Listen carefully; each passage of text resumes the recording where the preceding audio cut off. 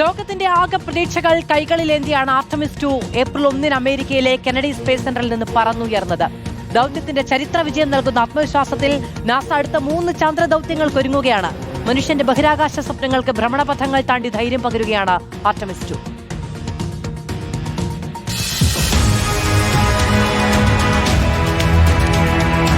മനുഷ്യരെ ചന്ദ്രനിലിറക്കുക എന്ന ചരിത്ര ലക്ഷ്യത്തിലേക്കുള്ള ആദ്യ പടിയാണ് ആർട്ടമിസ് 2. ആശങ്കകൾ പൂർണ്ണമായും ഇല്ലാതാക്കാനാണ് ദൌത്യത്തിലൂടെ നാസ ലക്ഷ്യം വെച്ചത്.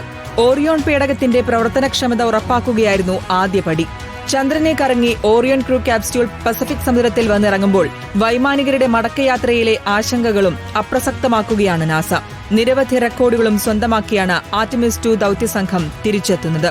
ചന്ദ്രനിലേക്ക് യാത്ര ചെയ്യുന്ന ആദ്യ വനിതയായി ക്രൂ അംഗമായ ക്രിസ്റ്റീന കൂക്ക് മാറി. അമേരിക്കക്കാരനല്ലാത്ത ആദ്യ വ്യക്തി എന്ന റെക്കോർഡ് കാനഡയിൽ നിന്നുള്ള ജെറമി ഹാൻസന് സ്വന്തം. ചാന്ദ്രദൌത്യത്തിന്റെ ഭാഗമാകുന്ന ആദ്യത്തെ കറുത്ത വർഗ്ഗക്കാരനായി വിക്ടർ ഗ്ലോവർ.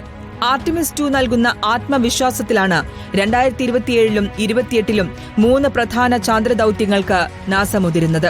2028-ൽ നടക്കുന്ന ആർട്ടമിസ് 4, 5 ദൌത്യങ്ങളിലാണ് മനുഷ്യർ ചന്ദ്രനിൽ ഇറങ്ങുക.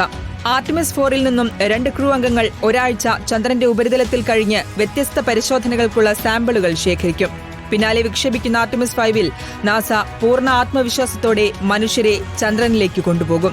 ചരിത്രം കുറിക്കുന്ന ഭാവി പരീക്ഷണങ്ങൾക്ക് അടിത്തറയിട്ടാണ് ആ 4 ഓറഞ്ച് കുപ്പായക്കാർ ഇന്ന് പസഫിക് സമുദ്രത്തിൽ വന്നിറങ്ങിയത്. Research desk reporter.